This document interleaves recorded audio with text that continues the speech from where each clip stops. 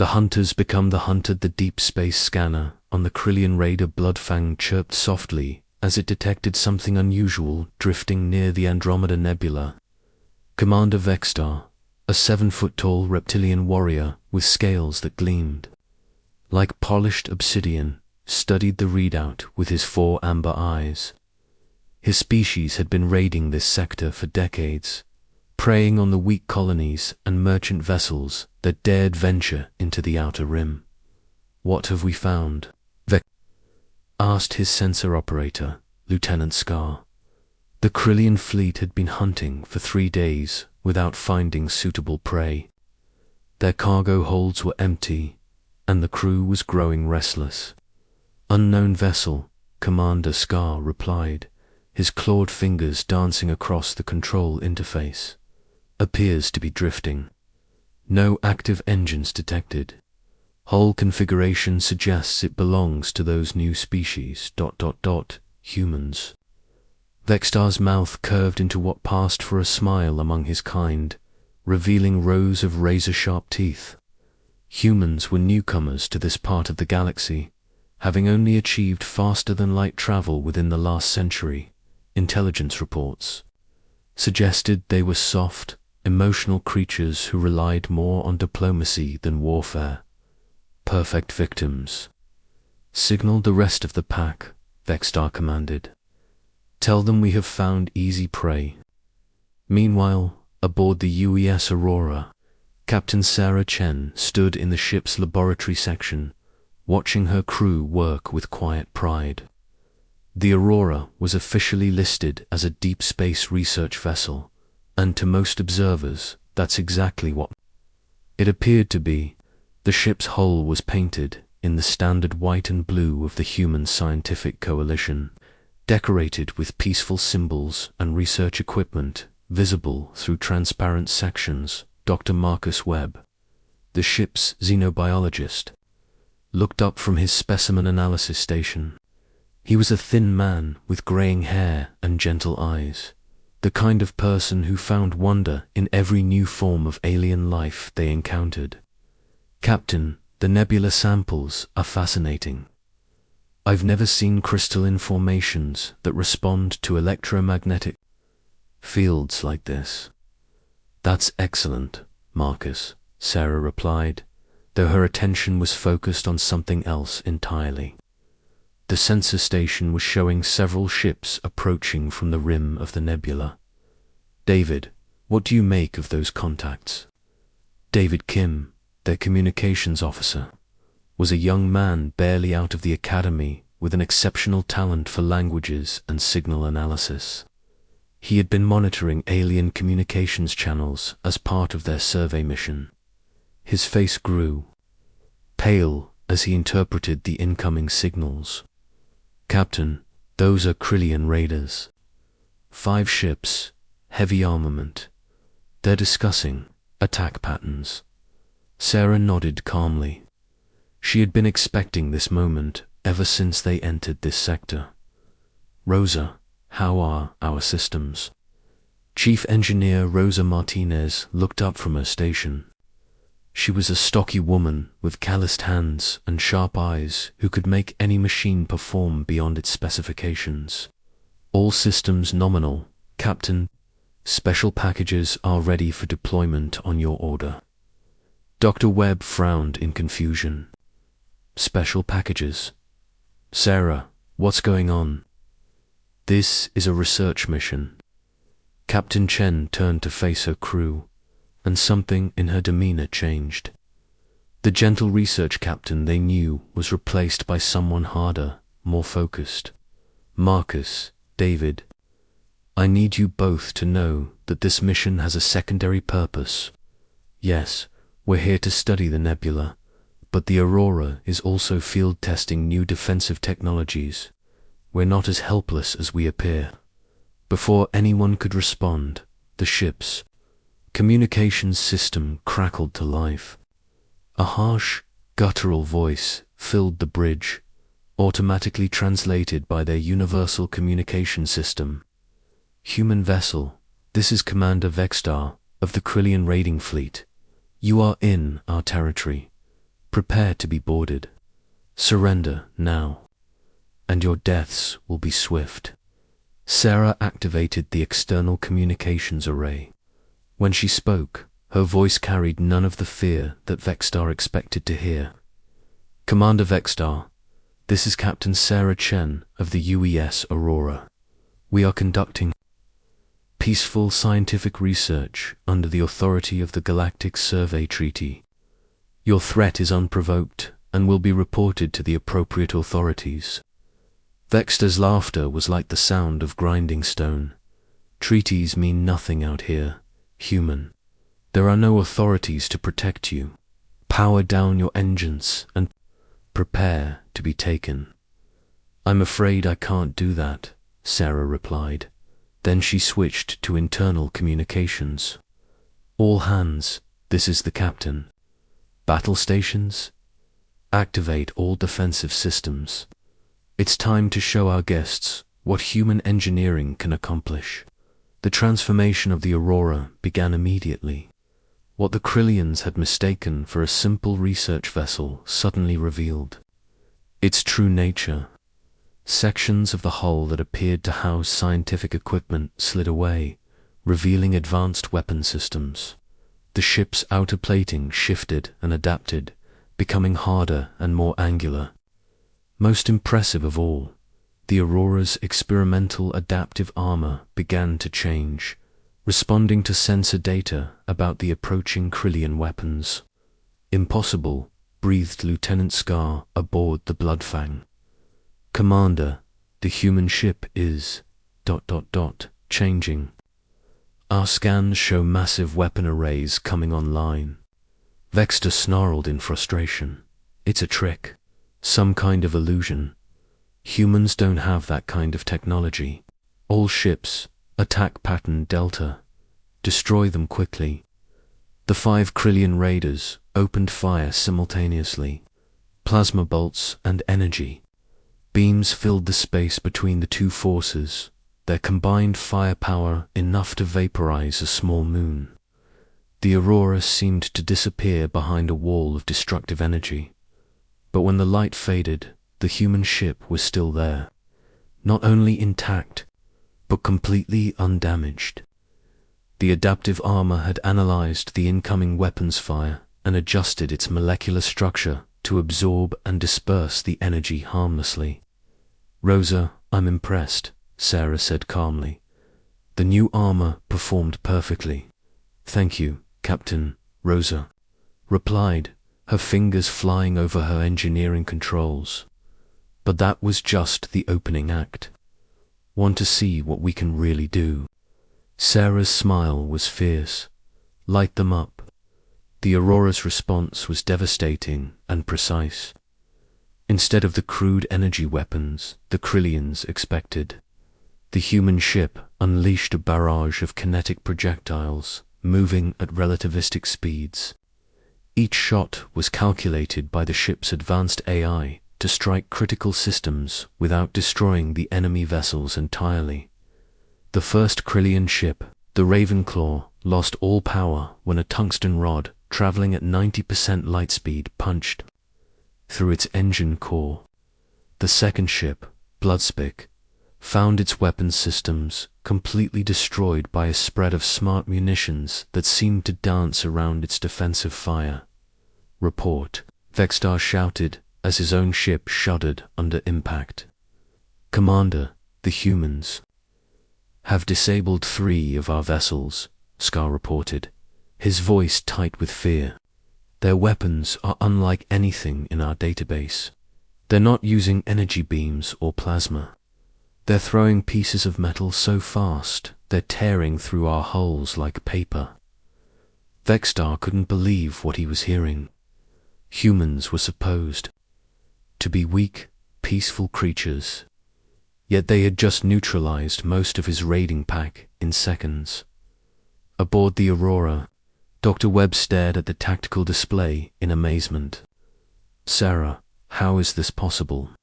When did humans develop technology like this? We've always been good at solving problems, Marcus, Sarah replied. We just don't advertise our solutions until someone forces us to use them. David, send a message. To the surviving Krillian ships. David nodded and opened the communication channel.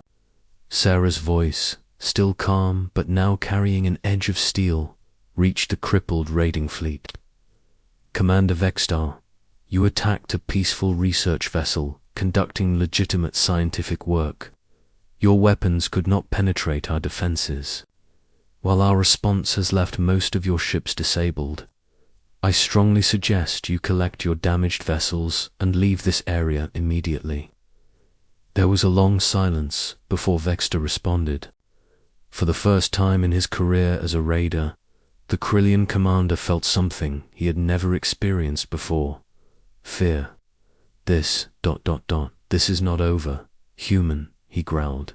There are others, stronger fleets. They will come for you. Let them come, Sarah replied simply. We'll be ready. As the surviving Krillian ships limped away from the battle site, towing their disabled companions, the Aurora resumed its position near the nebula. To any external observer, it once again appeared to be nothing more than a peaceful research vessel continuing its scientific mission. But deep in space, emergency transmissions were racing toward the Krillian home fleet. Admiral Korth, Supreme Commander of the Krillian Armada, received the battle report while planning his next major offensive against a human colony world. The report was so unbelievable that he had it verified 3 times before accepting it as fact. 50 ships, he commanded his fleet captain. Assemble 50 ships. If these humans want to play at being warriors, we will show them what real power looks like. Unknown to Admiral Korth, his decision to escalate would provide Captain Chen and her crew with exactly the field test data they needed for humanity's next generation of defensive systems. The Aurora's mission was about to become far more interesting than anyone had anticipated. As Sarah Chen stood on her bridge, watching the nebula's beautiful colors swirl beyond the viewports, she felt a familiar mixture of anticipation and determination. She had been a military engineer before accepting this research position, and she knew that humanity's expansion into the galaxy would inevitably bring them into conflict with hostile species. Captain Rosa called from her engineering station. Unreading massive hyperspace signatures approaching. Looks like our Krillian friends called for backup. Sarah nodded. How long until they arrive? 6 hours, maybe 7. Perfect, Sarah said, settling into her command chair. That gives us time to prepare a proper welcome. After all, we wouldn't want to disappoint our guests. The crew of the Aurora began their preparations for what promised to be the most significant test of human defensive technology in galactic history. They had no idea that their next battle would fundamentally change how every species in the galaxy viewed humanity. Human ingenuity unleashed. Admiral Korth stood on the command deck of his flagship, the Devastator, watching the tactical display show 50 Krillian warships dropping out of hyperspace in perfect formation. Each vessel was 3 times the size of the human ship they had come to destroy, bristling with enough firepower to reduce a planet's surface to molten glass. Behind his scaled features, Korth felt the satisfaction of overwhelming superiority. Admiral, reported his tactical officer, we have visual contact with the target. Single human vessel, exactly as described in the initial report. Korth studied the image on his main screen. The Aurora looked even more pathetic than he had imagined. A small, peaceful research ship that should have fled the moment it detected his approaching fleet. Yet there it was, calmly continuing its scientific work near the nebula, as if 50 warships posed no threat at all. Humans, Korth muttered with contempt, too stupid to recognize their own doom. Aboard the Aurora, Captain Sarah Chen was anything but unconcerned. She stood in the ship's newly revealed command center, a sophisticated battle bridge that had been hidden beneath false panels throughout their journey. The peaceful research vessel facade was completely gone now, replaced by displays showing every detail of the approaching enemy fleet. 50 ships, reported David Kim from his expanded communications station. Admiral Korth is broadcasting on all frequencies, demanding our immediate surrender. Dr. Marcus Webb, who had been quiet since learning about his ship's true nature, finally spoke up. Sarah, there has to be some way to avoid this battle. 50 ships against one. Even with our advanced technology, the odds are impossible. Sarah turned to her xenobiologist with a slight smile. Marcus, you're thinking like a scientist instead of a tactician. Yes, we're outnumbered 50 to 1, but we have advantages they don't know about, and we're fighting in an environment that plays to our strengths. She gestured toward the swirling colors of the nebula that surrounded them. This isn't just any nebula. It's what we call a quantum interference field. The crystalline particles you've been studying for the past week. They don't just respond to electromagnetic fields. They amplify and redirect them. Every Krillian ship that fires into this nebula is going to discover that their energy weapons work differently here. Engineer Rosa Martinez looked up from her station, where she had been making final adjustments to their defensive systems. Captain, all modifications are complete. The Aurora is now linked directly to the nebula's quantum field. We can use the entire nebula as both a shield and a weapon. Excellent work, Rosa, Sarah replied. Then she activated the ship's internal communications.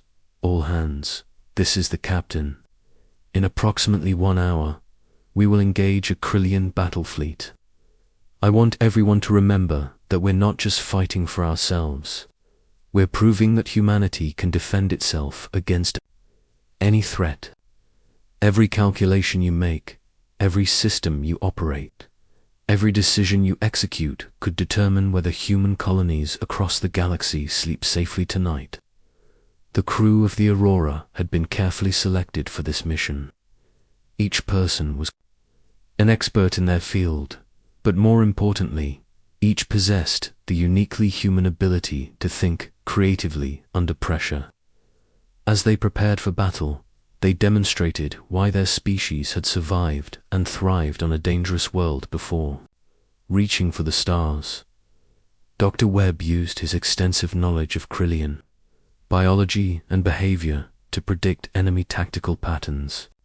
Sarah, based on their species psychology, Admiral Korth will want to make an example of us. He'll likely order a massed frontal assault to demonstrate overwhelming power rather than using more sophisticated tactics.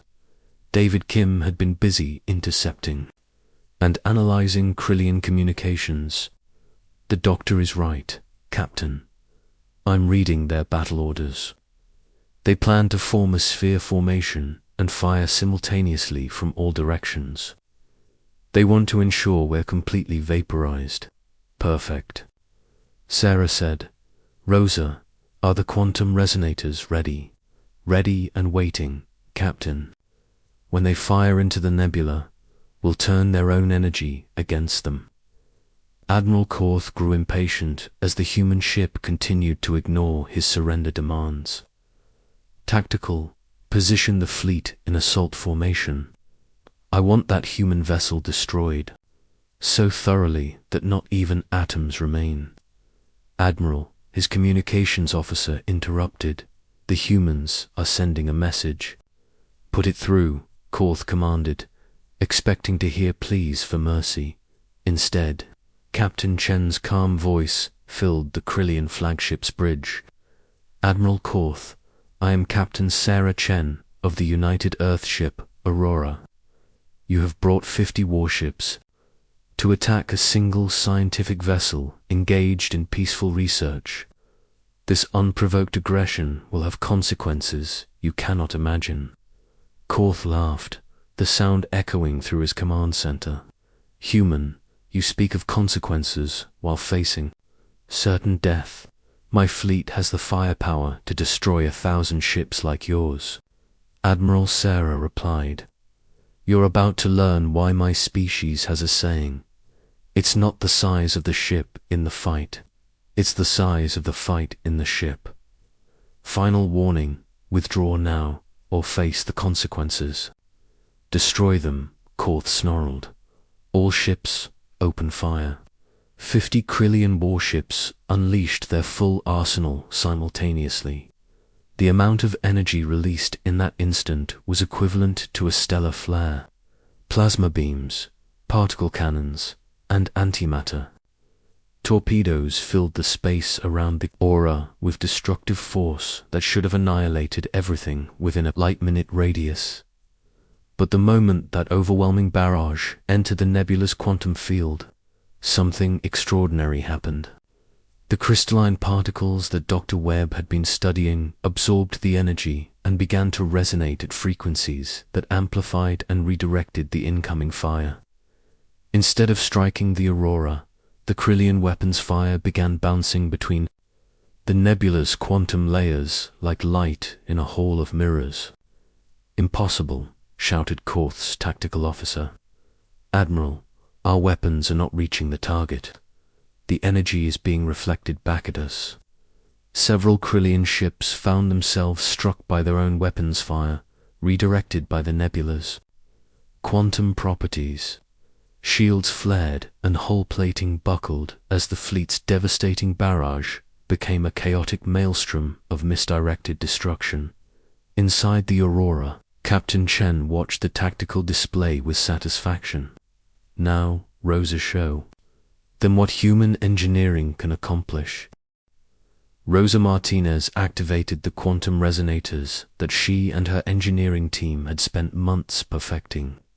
These devices, disguised as ordinary scientific equipment, were designed to work in harmony with quantum fields exactly like the one surrounding them. Instead of fighting the nebula's properties, they embraced and enhanced them. The aurora seemed to disappear entirely, not through any cloaking device, but by becoming one with the quantum field itself. 2 Krillian sensors. The human ship appeared to be everywhere and nowhere at once, existing in multiple positions simultaneously. Target the lead ship, Sarah commanded. Let's give Admiral Korth a personal demonstration.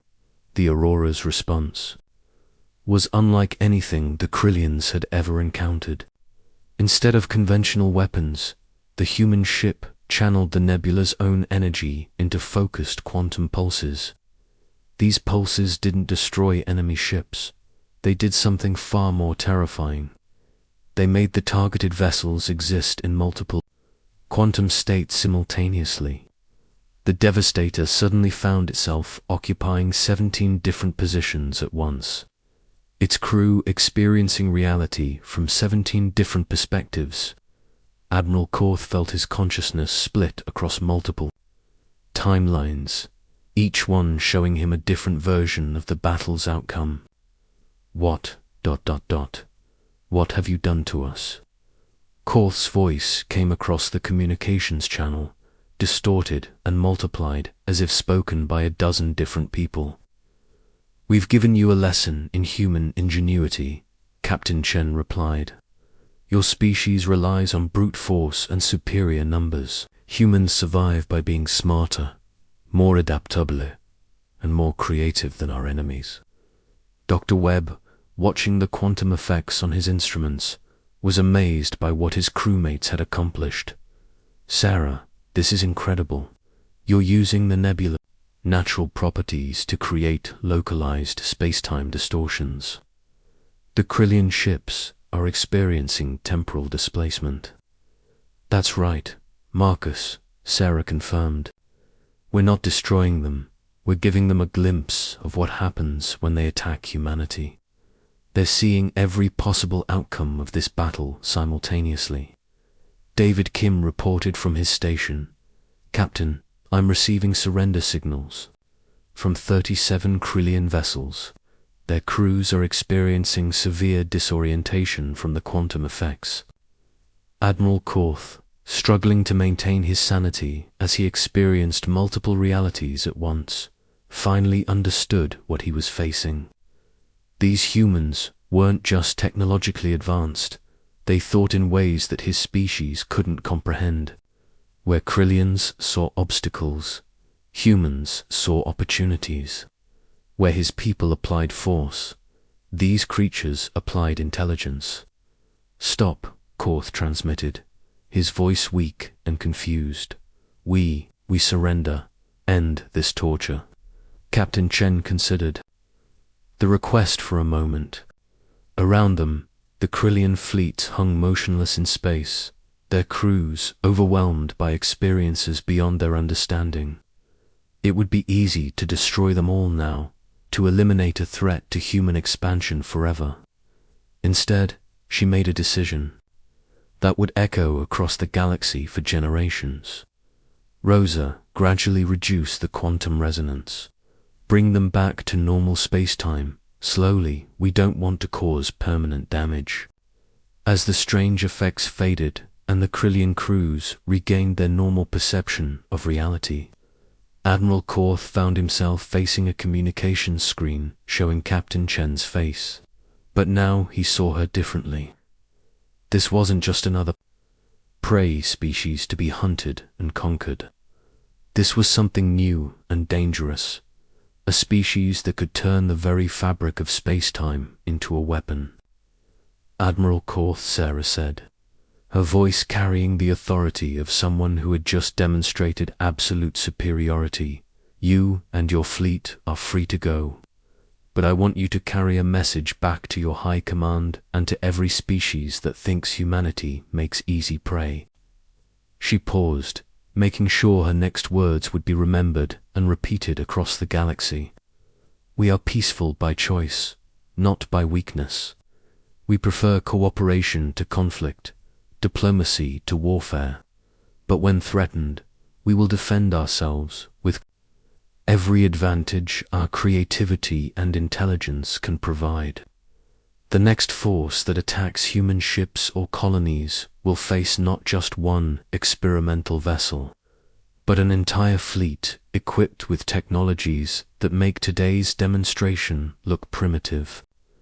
Admiral Korth, still shaken by his experience in multiple quantum states, could only nod in acknowledgement. As his battered fleet began its retreat from the nebula, he knew that the galaxy's balance of power had just shifted dramatically. Aurora resumed its position near the nebula, once again appearing to be nothing more than a peaceful research vessel. But across the galaxy, the story of what had happened would spread. Humanity had announced its presence, not with threats or displays of aggression, but by demonstrating that attacking them was a mistake no species would want to make twice. Captain Sarah Chen stood on her bridge, watching the beautiful swirl of the nebula's colors, satisfied that their mission had been more successful than anyone had dared hope. They had gathered valuable scientific data, field-tested revolutionary defensive systems, and established humanity's reputation as a species not to be underestimated. "Captain," Dr. Webb said quietly, "what happens now?" Sarah smiled. "Now we continue our research, Marcus. After all, we're scientists, but we're also guardians of human space. And thanks to today's events, both human colonists and potential enemies will sleep better knowing that humanity can defend itself." The Aurora continued its mission, but everything had changed. Humanity was no longer just another emerging species, struggling to find its place among the stars. They had become something far more significant, a force that other civilizations would respect, fear, and ultimately choose to work with rather than against. The age of human expansion had truly begun. Asterisk.